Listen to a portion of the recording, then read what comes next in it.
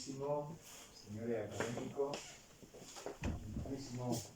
excelentísimos representantes de academia y decanato, rectorado, señoras y señores, nos reunimos para la sesión pública en la que se debatirá el trabajo de investigación sobre salud pública que ha conseguido el premio In Memoriam profesor Martín Farfán.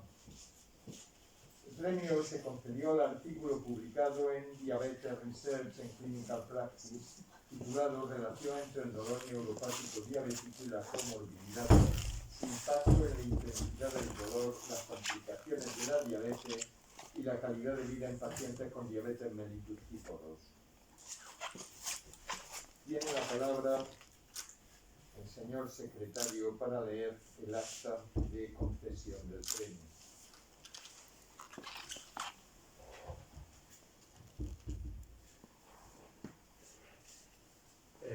Se va a defender el premio In Memoriam profesor Martín Farfán del 2020, concurso 2020, patrocinado por la Facultad de Enfermería y Fisioterapia de la Universidad de Cádiz y dotado con 600 euros. Fue convocado sobre el tema Trabajo de investigación sobre salud pública. Se concede al artículo publicado en Diabetes Research and Clinical Practice titulado Relación entre el dolor neuropático diabético y la comorbilidad, su impacto en la intensidad del dolor, las complicaciones de la diabetes y la calidad de vida en pacientes con diabetes mellitus tipo 2. Fue presentado bajo el lema Los pacientes diabéticos necesitan de nosotros, sigamos investigando, del que abierta la correspondiente plica resultaron ser sus autores la licenciada en Medicina y especialista en Medicina Familiar y Comunitaria, hoy ya doctora, de Cádiz, doña Cristina Naranjo Muñoz, y doña Patricia Ortega Jiménez, doña Leticia del Reguero de la Torre, don Guillermo Moratalla Rodríguez y doña Inmaculada Failde Martínez. El premio, como saben todos, les fue entregado el 15 de abril del 2021, puesto que la sesión de enero fue suspendida. Muchas gracias. Tiene la palabra la ya doctora doña Cristina Naranjo Muñoz para defender su trabajo.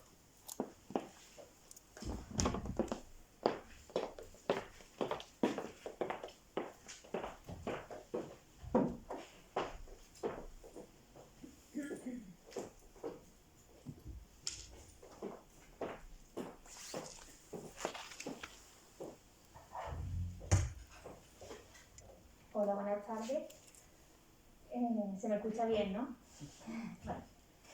Bueno, yo soy Cristina Naranjo Muñoz y vengo a defender el premio In Memoriam Martín Farfán, que se obtuvo en el año 2020 bajo el lema de los pacientes diabéticos necesitan de nosotros, sigamos investigando.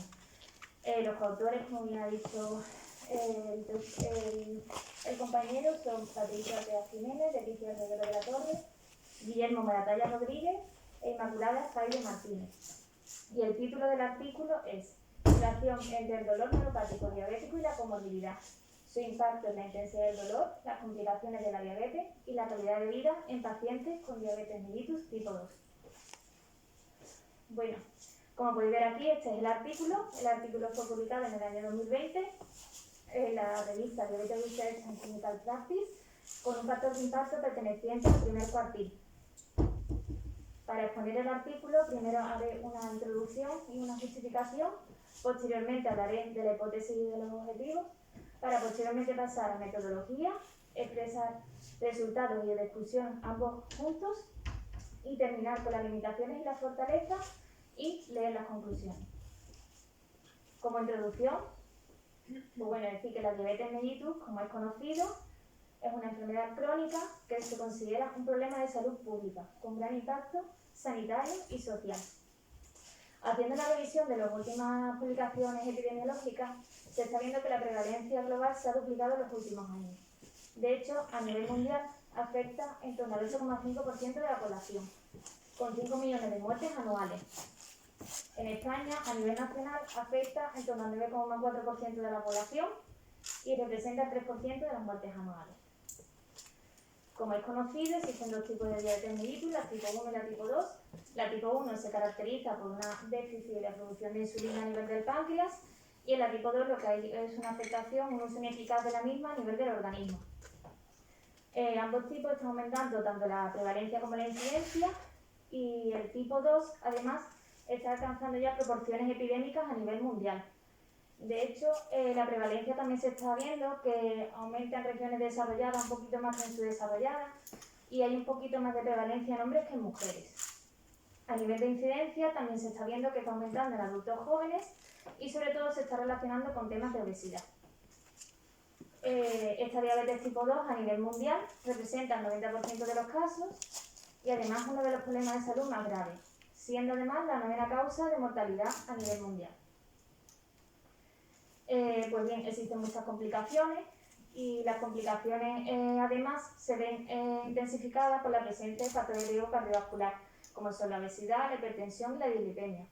Estas complicaciones a su vez pueden provocar insuficiencia renal, ceguera, enfermedades cardiovasculares y amputación de miembros inferiores.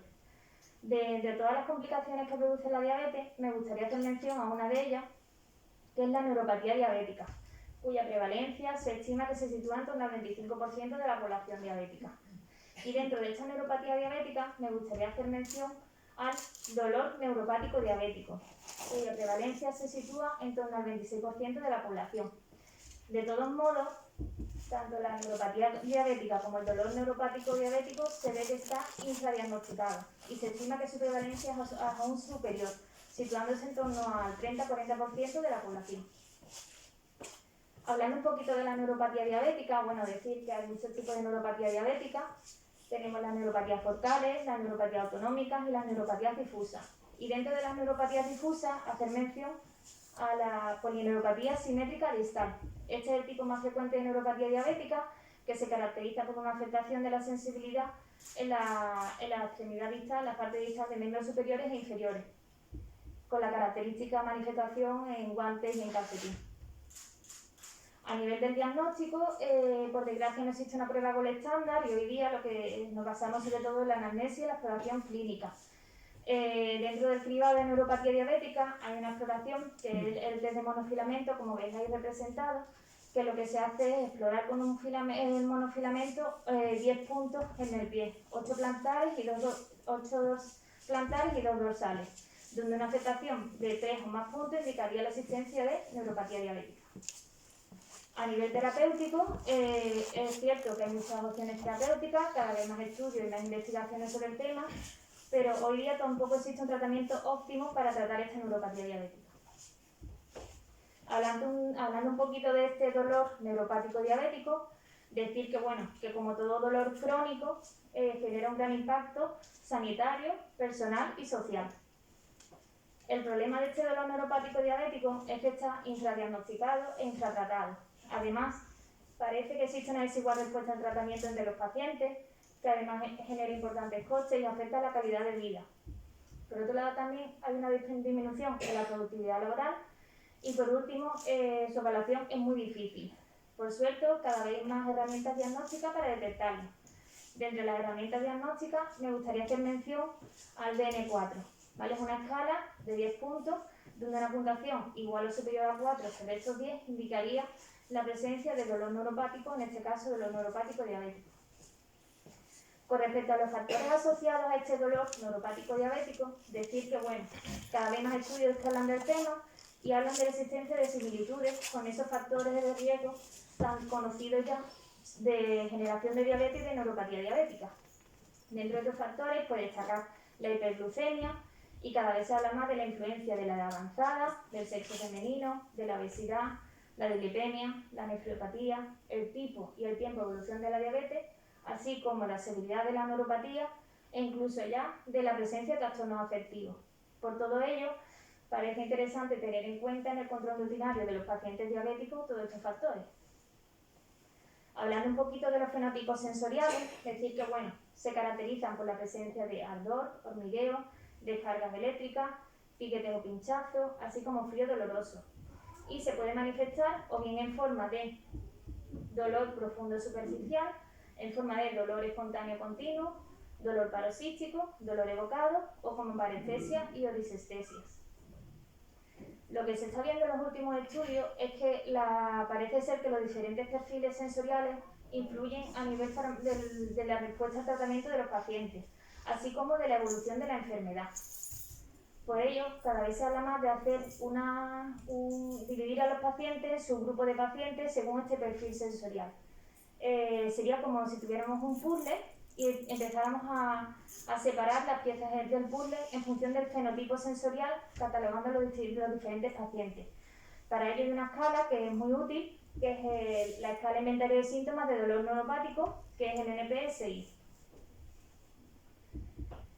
Hablando de esas comorbilidades asociadas al dolor neuropático diabético, pues bien, sabemos que la diabetes mellitus provoca dolor crónico, dolor neuropático. ¿Qué se sabe sobre los trastornos afectivos, refiriéndonos en este caso a la ansiedad y a la depresión? Pues sí que se habla de una influencia de la diabetes y del dolor crónico y neuropático sobre estos trastornos afectivos. Pero además se está viendo que estos trastornos afectivos también influyen tanto en la diabetes como en el dolor. Cuando intentamos evaluar los trastornos del sueño, nos encontramos que también hay una influencia de la diabetes y del dolor crónico neuropático en los trastornos del sueño. Y lo mismo ocurre al revés, una influencia de estos trastornos del sueño en la diabetes y en el dolor. Pero además se habla de una influencia de los trastornos afectivos en los trastornos del sueño y de los trastornos del sueño en los trastornos afectivos. Cuando revisamos los datos sobre déficit cognitivo, es verdad que hay mucho menos estudios, pero hay estudios ya que hablan de una influencia tanto de la diabetes como del dolor crónico, dolor neuropático, trastorno afectivo y trastorno del sueño sobre ese déficit cognitivo. Todo esto parece que cada vez más se habla de la influencia de factores neurobiológicos y correlaciones neuroquímicas, en la influencia de todas estas relaciones. Además, es importante señalar el impacto negativo que todas estas comorbilidades generarían en la calidad de vida de los pacientes con dolor neuropático diabético. Y bueno, decir que nuestro grupo de investigación en el año 2019 hizo una revisión sistemática en relación a este tema de las comorbilidades y se vio que estos trastornos afectivos coexisten en un 25% de pacientes con dolor neuropático diabético. Y además, casi en el 50% de los pacientes con dolor neuropático diabético hay trastornos del sueño. Pues bien, viendo la magnitud del problema, las consecuencias personales, sanitarias y sociales, nos pareció interesante conocer la evolución del dolor neuropático diabético en estos pacientes, reconocer las comorbilidades asociadas, así como analizar el fenotipo sensorial. Todo ello con la previsión de mejorar el control de la diabetes mellitus, mejorar el control del dolor neuropático diabético y mejorar la calidad de vida de estos pacientes. Para ello nos propusimos hacerlo sobre todo en pacientes con diabetes mellitus tipo 2 y en el ámbito de atención primaria, donde es más fácil el acceso a estos pacientes y podemos valorar todas estas comorbilidades. Pues bien, después de la introducción vamos a pasar a la hipótesis y los objetivos del artículo. Como hipótesis, decir que la presencia de trastornos afectivos, ansiedad y o depresión del sueño y de la función cognitiva es mayor en pacientes diabéticos tipo 2 con dolor neuropático diabético frente a los diabéticos que no lo tienen. Y además, que se asocia a una mayor intensidad del dolor, más complicaciones de la diabetes y una peor calidad de vida en los pacientes con dolor neuropático diabético. Otra hipótesis sería que además los trastornos afectivos del sueño, la intensidad del dolor, las complicaciones de la diabetes y la calidad de vida difieren, según el fenotipo sensorial, del dolor neuropático diabético. Por lo tanto, como objetivos, tendríamos comparar la frecuencia de ansiedad, depresión, trastorno del sueño y del deterioro de la función cognitiva en pacientes con y sin dolor neuropático diabético y analizar la relación entre todos estos factores y la intensidad del dolor, la presencia de complicaciones de la diabetes y la calidad de vida en los pacientes con dolor neuropático diabético. Además, analizar también si estas relaciones difieren en función del fenotipo sensorial del paciente. Pues bien, adentrándonos en la metodología del estudio, decir que bueno, el estudio se trata de un estudio transversal aprobado por el Comité Ético de Investigación Clínica. En este estudio eran pacientes con diabetes mellitus tipo 2 atendidos en la consulta de 4 centros de atención primaria de la provincia de Cádiz y se evaluaron casi durante un año, entre junio de 2017 y julio de 2018. Los criterios de inclusión eran pacientes mayores de 18 años, de ambos sexos, que tuvieran capacidad de respuesta, que tuvieran un test de monofilamento positivo y que dieran su consentimiento para participar, siendo el criterio de exclusión todo lo contrario. Recordar test de monofilamento positivo para neuropatía diabética sería tener afectación en 3 o más puntos de los 10 explorados para evaluar la sensibilidad. Además, para realizar el test de monofilamento hubo un entrenamiento. Me dirigía al Hospital Puerta del Mar, concretamente al jefe de servicio de endocrinología, y estuve durante una semana aprendiendo a hacer una buena exploración del pie con este test. Pues bien, para la selección de la muestra, como es conocido, nosotros tenemos la herramienta Viraya en Andalucía, y en atención primaria los pacientes se generan procesos para clasificarlos. En la atención primaria hay un proceso, que es el proceso de atención integrada de la diabetes mellitus, donde están englobados los pacientes con diabetes según los criterios de la Asociación Americana de Diabetes. Pues inicialmente se detectaron 2.000 pacientes con diabetes tipo 2. Como la prevalencia estimada de neuropatía diabética se sitúa en torno al 25%, la población de referencia eran 500 pacientes, y como la prevalencia estimada de dolor neuropático diabético se sitúa en torno al 26%, con un nivel de confianza del 95% y una precisión del 10%, necesitábamos una muestra de 65 pacientes con dolor neuropático diabético. Como queríamos evaluar pacientes con y sin dolor, queríamos 65 pacientes con dolor neuropático diabético y 65 pacientes sin dolor neuropático diabético, ambos con neuropatía diabética. Pues bien, para el proceso de selección de pacientes, lo que hicimos fue pacientes con diabetes mellitus tipo 2, pertenecientes al proceso de atención integrada de la diabetes mellitus, que tuvieran neuropatía diabética o riesgo elevado para la misma. Aquí nos encontramos con un problema, y es que vimos que los pacientes con neuropatía diabética no estaban clasificados. No había forma de tener acceso a esos pacientes. Entonces tuvimos que buscar alguna forma de acceder o por lo menos de evaluarlo y encontrarlo de una forma relativamente temprana. Para ello lo que hicimos fue elegir criterios de riesgo elevado para neuropatía diabética. Para ello elegimos que los pacientes tuvieran más de 10 años de evolución de la diabetes o un nivel de glicada por encima del 8%, o bien que tuvieran diagnosticado retinopatía diabética y o úlceras en los pies. A estos pacientes se les llamó telefónicamente y se les invitó a participar. Aquellos que aceptaron participar asistieron a la consulta. Una vez en consulta se les explica el proceso, se les da el consentimiento informado y se les evalúa mediante el test de monofilamento. Incidir aquí también que hay pacientes que no se pudieron evaluar en consulta, o bien porque eran cuidadores de otros familiares o porque no se podían desplazar. En ese caso nos desplazamos al domicilio para hacerle la evaluación del pie, para pasarle todos los cuestionarios en el domicilio y evaluarlo. Pues bien, se le hace el test de monofilamento, y si el test de monofilamento es positivo para neuropatía diabética, entonces ya sí entra como criterio de inclusión. Una vez que se le hace el test de monofilamento, se le pasa el cuestionario DN4 y ya se clasifican a los pacientes en pacientes con dolor neuropático diabético y sin dolor neuropático diabético.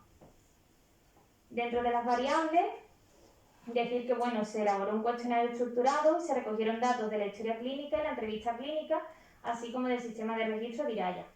Se recogieron datos sobre variables sociodemográficas y sobre variables clínicas.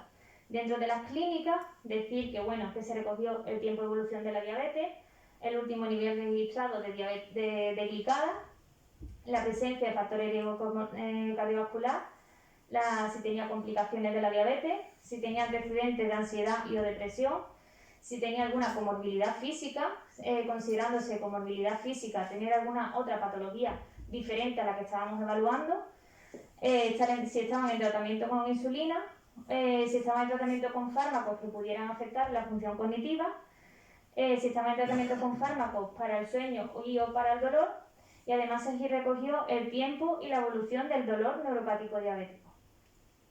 Con respecto a los instrumentos que empleamos, como mencioné anteriormente, para evaluar la presencia de dolor neuropático diabético se empleó el cuestionario diagnóstico de dolor neuropático DN4. del DN4 son 10 ítems binarios, donde una puntuación mayor o igual a 4 indicaría la presencia de dolor neuropático diabético. Este cuestionario está adaptado y validado al español y además tiene una sensibilidad y una especificidad en torno al 90% para pacientes con este dolor neuropático diabético. Para evaluar los síntomas del dolor neuropático diabético, es decir, los fenotipos, tuvimos en cuenta la NPSI, la escala inventario de síntomas del dolor neuropático. Consta de 12 ítems, que lo que hace es evaluar las 5 dimensiones clínicas más relevantes. Puntuación de 0 a 10 y también está adaptada y validada al español.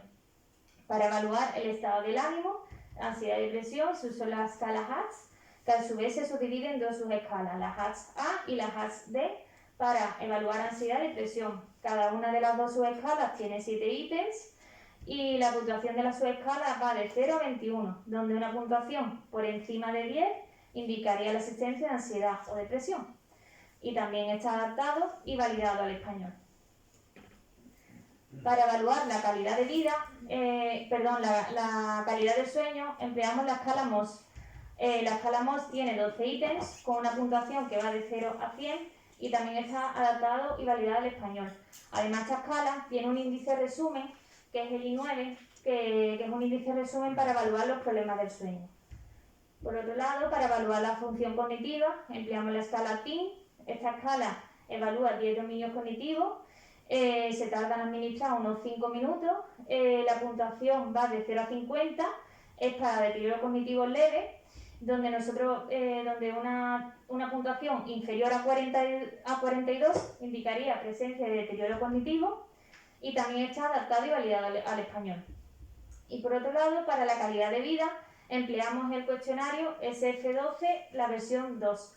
Este cuestionario consta de 12 ítems que evalúa 8 dimensiones, con una puntuación también de 0 a 100, adaptada y validada al español. Además, este cuestionario también se generan dos componentes de resumen, que sería el componente de resumen de salud física y el componente de resumen de salud mental. Además, como evaluamos la intensidad del dolor, usamos una escala visual analógica, donde 0 sería nada y 10 una intensidad del dolor insoportable, el máximo dolor. Pues bien, de todo esto se llevó a cabo un análisis descriptivo y bivariante, teniendo en cuenta la prueba de normalidad de Kolmogorov-Smirnov, y posteriormente se hizo un estudio de las variables asociadas mediante un modelo multivariante de regresión, o bien logística binaria o bien lineal multivariante. Además, en algunos casos se evaluó la colinealidad mediante la tolerancia y el factor de inflación de la varianza. Y bueno, ya nos adentramos en los resultados y en la discusión, que os los voy a exponer juntos, ¿vale? Entonces, bueno, lo primero que vamos a presentar son las características de la muestra, que serían pacientes con y sin dolor neuropático diabético, para posteriormente exponer los factores asociados al dolor neuropático diabético. En este caso ya serían pacientes únicamente con dolor neuropático diabético y donde evaluamos la presencia de los factores asociados a la presencia de dolor neuropático diabético, a la intensidad del dolor, a la presencia de complicaciones y a la calidad de vida.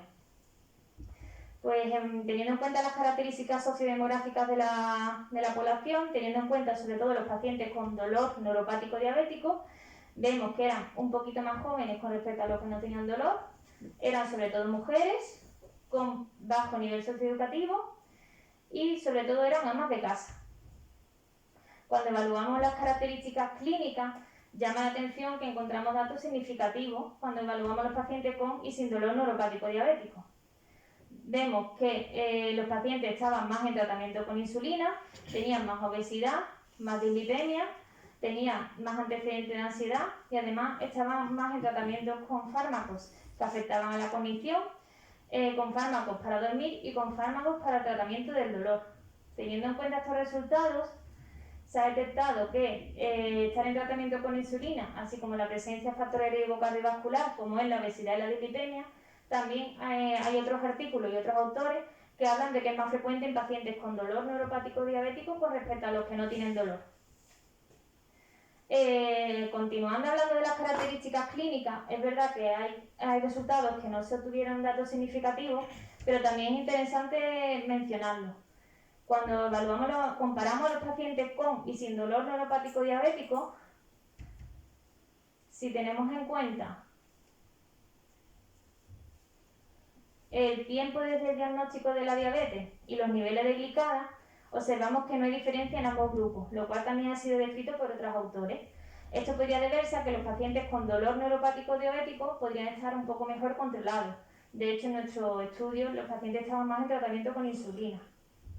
En relación a las complicaciones asociadas, pues sí que es verdad que se vio una elevada prevalencia en ambos grupos, sobre todo en la presencia de factores de riesgo cardiovascular, así como la presencia de comorbilidad física, estando presente casi en el 91% de los casos en ambos grupos. Pues bien, es cierto que hay otros autores que hablan de más complicaciones y comorbilidades en pacientes con dolor neuropático diabético, pero en este caso el estudio eran diabéticos tipo 1 y además tenían más tiempo de evolución de la diabetes. En nuestro caso, que era muy prevalente en ambos grupos, consideramos que podría deberse a que el tiempo de evolución de la diabetes y la edad era muy similar en ambos grupos de pacientes. Cuando evaluamos las comorbilidades y la calidad de vida en pacientes con y sin dolor neuropático diabético, también encontramos datos significativos. Estos pacientes tenían más antecedentes de ansiedad, como vimos previamente, así como más ansiedad, más depresión, más trastorno del sueño y una mayor afectación de la calidad de vida, tanto en el componente físico como en el componente mental. Teniendo en cuenta estos resultados, si tenemos en cuenta los resultados de depresión, ansiedad y antecedentes de ansiedad, hay estudios que hablan de que es frecuente en pacientes con dolor neuropático, sobre todo cuando el dolor es más severo. Además es frecuente en pacientes con diabetes mellitus y encima mayor si tienen dolor neuropático diabético, como ocurre en los resultados de nuestro estudio. También se ve que los pacientes con diabetes y estas comorbilidades tienen un menor son menos adherentes al autocontrol, por lo tanto van menos al médico, hacen menos ejercicio, cuidan menos su dieta. Y además, en la revisión sistemática reciente de 2019 que realizó nuestro equipo de investigación, vimos que la ansiedad y la depresión es común en pacientes con dolor neuropático diabético, coexistiendo ambas en el 25% de los mismos. Teniendo en cuenta los resultados con respecto a la calidad de vida, también decir que hay otros estudios que han detectado afectación de ambos componentes en pacientes con dolor neuropático diabético. Cuando evaluamos el dolor neuropático diabético y sus características fenotípicas, decir que, bueno, que el tiempo de evolución del dolor fue de unos 4, casi 5 años y la intensidad de 7,5 sobre 10. Además, evaluando los fenotipos, vimos que los que tuvieron mayor puntuación fueron la sensación de parestesia, la presencia de parestesias disestesias, siguiéndole en frecuencia el dolor paroxístico. Pues bien, cuando nos centramos a evaluar los factores asociados a la presencia de dolor neuropático diabético, vimos que la edad, el antecedente de ansiedad, estar en tratamiento con fármacos para el dolor, así como la mayor presencia de trastorno del sueño se asociaron al dolor neuropático diabético. Teniendo en cuenta los resultados en relación a los antecedentes de ansiedad y los trastornos del sueño, decir que, bueno, que hay más trastornos del sueño en pacientes con dolor crónico y que además la ansiedad y la depresión están fuertemente relacionados. Además, posiblemente estas comorbilidades mentales aumenten el impacto del trastorno del sueño en el dolor crónico, pudiendo deberse a una mayor excitación fisiológica cognitiva o bien a desregulación de patrones del sueño diario. Además, hay una relación entre dolor crónico, depresión y trastorno del sueño, sugiriendo la existencia de correlaciones neurobiológicas entre ellos. Todo ello puede deberse a múltiples mecanismos cerebrales comunes. Cuando evaluamos los factores asociados a la intensidad del dolor en el dolor neuropático diabético, vimos que determinados fenotipos sensoriales, como el dolor espontáneo superficial, el dolor paroxístico y la presencia de parestesias disestesias, así como el padecer depresión, fueron factores que se asociaron a esta intensidad del dolor. Teniendo en cuenta estos resultados, decir que hay otros estudios que también hablan que cuando tienen un dolor más intenso también hay mayor puntuación en escalas de depresión. Y en relación a los fenotipos sensoriales, también hay estudios que evalúan esto y obtienen puntuaciones más altas en las mismas dimensiones del NPSI en pacientes con un dolor más severo. Resaltar que determinar el fenotipo sensorial del dolor neuropático diabético puede servir para estratificar a los pacientes y en consecuencia predecir su respuesta al tratamiento. cuando evaluamos los factores asociados a la presencia de complicaciones en pacientes con dolor neuropático diabético, vimos que el antecedente de la ansiedad, la edad, estar en tratamiento con insulina, la intensidad del dolor, así como tener más puntuación en la escala TIN, es decir, peor puntuación en la escala TIN, es decir, mayor déficit cognitivo, se asociaron a la presencia de complicaciones en estos pacientes. Teniendo en cuenta estos resultados, vemos con respecto a la ansiedad, el antecedente de ansiedad, que los pacientes con diabetes y ansiedad tienen mal control de la enfermedad, lo cual podría explicar más complicaciones en los pacientes con dolor neuropático diabético. Por otro lado, en relación a la edad avanzada y el tratamiento con insulina, decir que concuerda con lo descrito con los pacientes con diabetes mellitus, donde la edad y una mayor evolución de la diabetes se asocia a más complicaciones. Con respecto al peor rendimiento cognitivo, es verdad que no hemos encontrado estudios que hablen de peor rendimiento cognitivo y dolor neuropático diabético, pero sí que se asocia a una peor función cognitiva en pacientes con diabetes mellitus tipo 2 y además a una peor función cognitiva en pacientes con dolor neuropático. Teniendo en cuenta esto, podríamos decir que la diabetes y el dolor crónico, junto a los factores de riesgo cardiovascular, ocasionarían un peor rendimiento cognitivo. Este peor rendimiento cognitivo ocasionaría un peor control de la diabetes mellitus y ocasionaría más complicaciones en estos pacientes con dolor neuropático diabético. Ya por último, evaluando los factores asociados a la calidad de vida en pacientes con dolor neuropático diabético, como podéis ver, están representados los dos modelos, el modelo mental arriba y el modelo físico debajo, y vemos que se asociaron la presencia de comorbilidad física, así como la presencia de obesidad, así como el tiempo desde el diagnóstico de la diabetes. Teniendo en cuenta estos resultados, vemos que en relación a la comorbilidad física, existe relación entre comorbilidad física y una peor calidad de vida en los pacientes con diferentes enfermedades. Y en relación a la obesidad, podemos decir que estudios tanto en pacientes diabéticos como en obesos han demostrado una peor calidad de vida. Teniendo en cuenta esto, podríamos decir que se podría esperar la relación entre comorbilidad física y calidad de vida en pacientes con dolor neuropático diabético, donde además la obesidad era muy prevalente. En relación al tiempo desde el diagnóstico de la diabetes mellitus tipo 2, decir que la duración prolongada de la enfermedad es un factor que empeora la calidad de vida en pacientes con diabetes mellitus tipo 2, y que además la calidad de vida es un factor importante relacionado con el pronóstico a largo plazo de la diabetes mellitus. Por último, también recalcar que el antecedente de ansiedad, así como la presencia de más trastornos del sueño, se asociaron a una peor calidad de vida en pacientes con dolor neuropático diabético. De hecho, como podemos ver reflejado, la existencia de más trastornos del sueño se asoció tanto al componente físico como al componente mental. Pues bien, teniendo en cuenta estos resultados, en relación al antecedente de ansiedad, decir que la clínica del dolor neuropático diabético puede agotar más que la propia diabetes, influyendo en el estado mental de los pacientes y en consecuencia afectaría su calidad de vida. Además, hay estudios que hablan de una relación entre depresión y una peor calidad de vida en pacientes con dolor neuropático diabético, aunque es cierto que no afecta a la calidad de vida de nuestros pacientes en nuestro estudio, esta la existencia de depresión. Y con respecto a los trastornos del sueño, decir que el dolor neuropático diabético es difícil de tratar. De hecho, en torno a un 30-40% no responde a ningún tipo de tratamiento, lo cual podría influir en la calidad del sueño y, en consecuencia, en la calidad de vida de los pacientes. Pues bien, ya terminamos con las limitaciones y las fortalezas del estudio. Como limitaciones, recalcar que el muestreo fue un muestreo consecutivo no aleatorio, por lo tanto, fueron diabéticos tipo 2 de alto riesgo y ocasionó similitud en ambos grupos.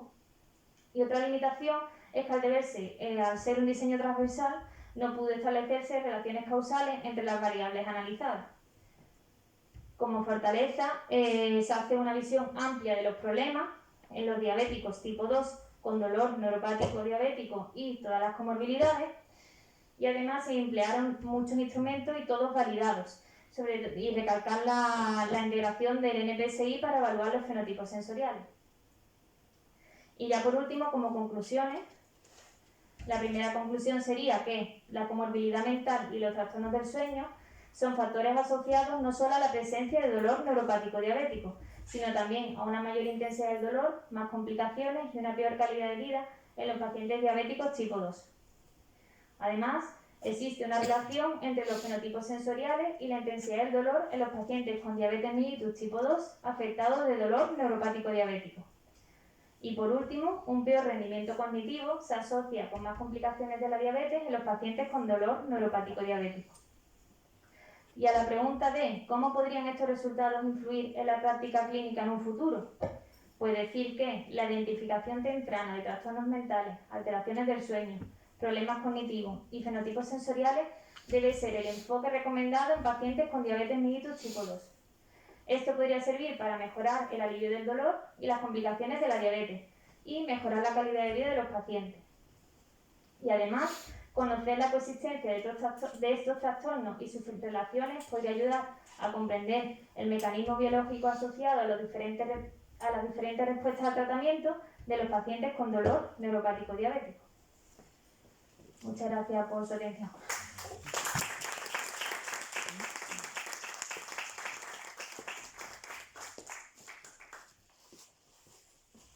Hay que poner a continuación, pase por aquí, por favor.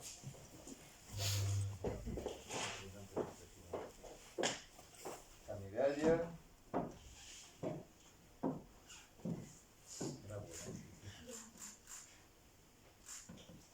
Y el título de académico correspondiente.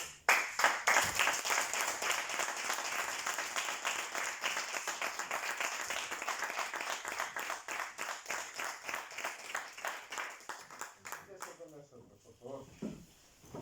Bien, si les parece, y una vez que se haya incorporado a la mesa, pasamos a un turno de debate con el objeto de discutir, comentar los hallazgos presentados por doña Cristina Naranjo Muñoz en una exposición auténticamente magnífica. Enhorabuena. Tienen la palabra.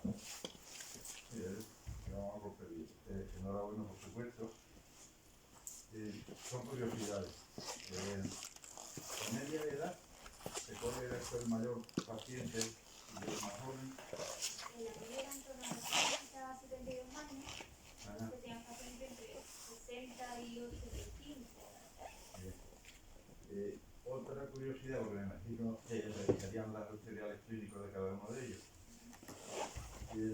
Exclusivamente el problema era la comorbilidad de la diabetes, o había algún tipo de hipertiroideo, alguien que previamente ya tenía depresión o tiene trastorno de ansiedad.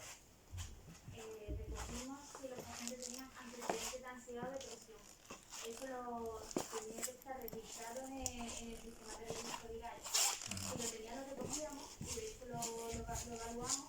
Y aparte, nosotros le pasamos a la sala de EJAC para evaluar si actualmente tenían ansiedad o depresión. El tema del tiroidismo o hipotiroidismo se englobó dentro de las comorbilidades físicas. Lo digo que a veces también dan. Y otra curiosidad, 7,5 de media, dicho, la escala De la del dolor. intensidad del dolor. Eso es mucho dolor, ¿no? Mucho dolor, sí. Eso es mucho dolor.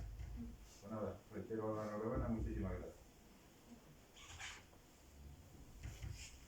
En primer lugar, felicitarle, porque la exposición ha sido muy buena y el trabajo muy intenso. El trabajo se ve que ha sido duro. Yo solo quería hacerle una pregunta. Vamos a ver, si ha utilizado pacientes que tenían lesiones en los pies, úlceras, y probablemente pacientes que tienen una macroangiopatía, ¿cómo diferencia el dolor neuropático del dolor vascular? Eso era una complicación que al principio nos planteábamos, por eso el interés de ir a hablar con el jefe de servicio de endocrinología, valorar bien el tema de la floración del pie. Entonces, bueno, la escala en el PSI, si ya el DN4 nos decía si tenía dolor neuropático diabético. Es decir, si tú le hacías la escala al paciente y tiene una puntuación por encima de 4, ya el paciente, las características del dolor eran neuropáticas. Entonces, bueno, de hecho hay algunas protocolos o algunas revisiones, algunas guías clínicas que hablan de un valor por encima de 3/10. Y nosotros, pues bueno, como la primera validad del español hablaba de 4, para estar seguros que el paciente tenía dolor neuropático diabético, evaluamos sobre 4/10, y ya nos decía que el paciente tenía dolor de esas características. Gracias.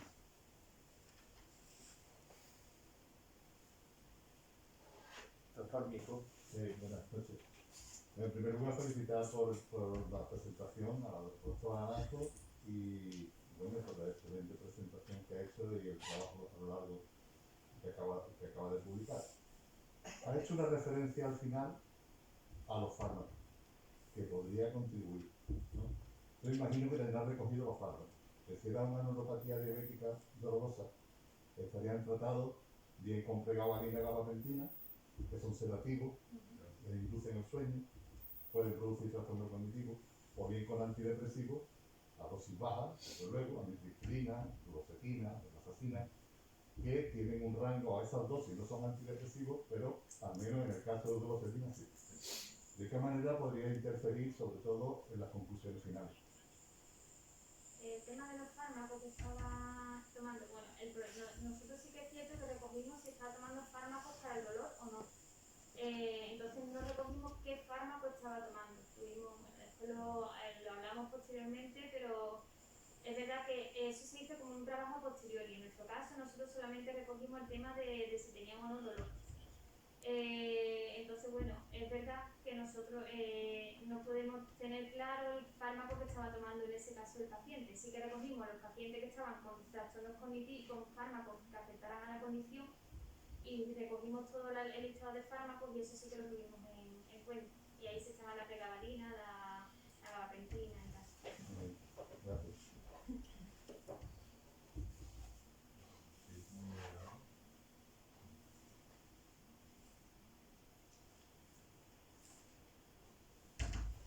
Cristina, me ha encantado de verdad. Tengo algún comentario, ¿no?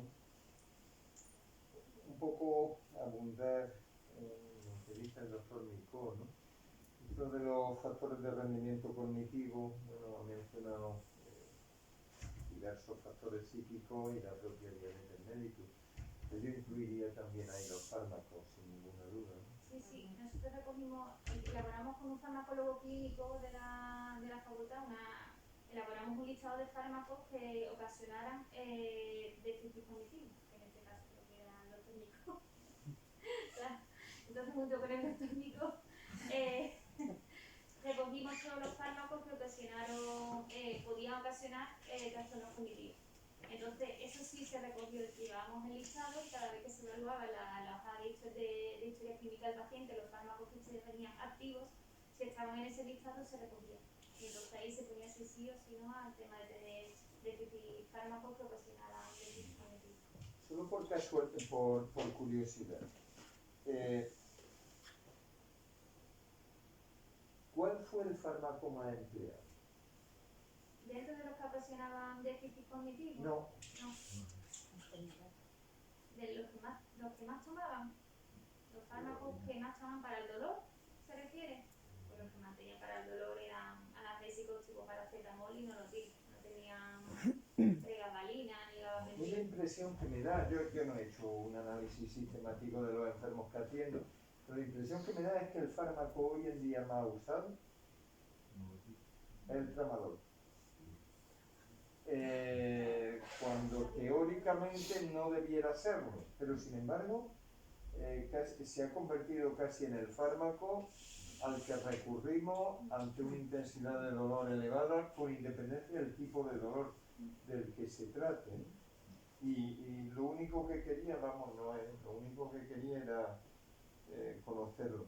A ver, ¿sabe usted lo que más me ha llamado la atención?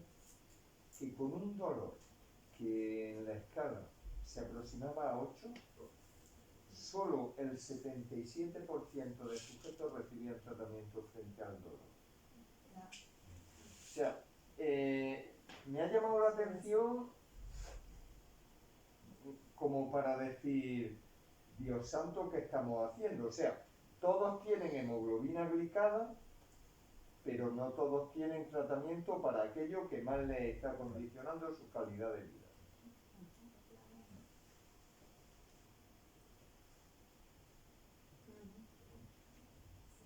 De hecho, al evaluarlo vimos que estaban infradiagnosticados e infratratados, por supuesto. claro que es más fácil hacer un análisis que prescribir un fármaco. Todos tenían hemoglobina glicada. Como todos habían sido valorados con intención de controlar su diabetes médico, ¿no? ¿Alguna pregunta más? Yo Doctora Fraile. quería añadir una cosa un poco en relación al tema, y es que efectivamente nos llamó mucho la atención a ella misma, que trabaja en primaria, el ver que, bueno, que dentro de la exploración del pie es algo pues que está dentro de los protocolos de atención al paciente diabético, y además que, bueno, pues que se debe hacer una vez al año. Sin embargo, eso no se hacía. O sea, había un porcentaje bastante alto, vamos, yo lo puedo decir exactamente, que eso no lo hemos recogido obviamente, pero sí que había un porcentaje muy alto de pacientes donde no se les exploraba el pie. El dolor era como algo secundario, se miraba su diabetes, sus factores de riesgo cardiovascular, pero si tenían dolor era como algo normal, natural. Entonces, bueno, pues realmente parece que es importante, ¿no? Que es un tema que además les afecta mucho, que condiciona otra serie de cosas, pero que en este caso, pues, a pesar de que están los protocolos, pues no se sigue de forma rigurosa. Un tema a aclarar. Bueno, pues damos por concluida la reunión científica. Les damos muchas gracias por la asistencia. Damos muchas gracias a doña Cristina Naranjo por habernos dado un poquito más de docencia, y se levanta la sesión.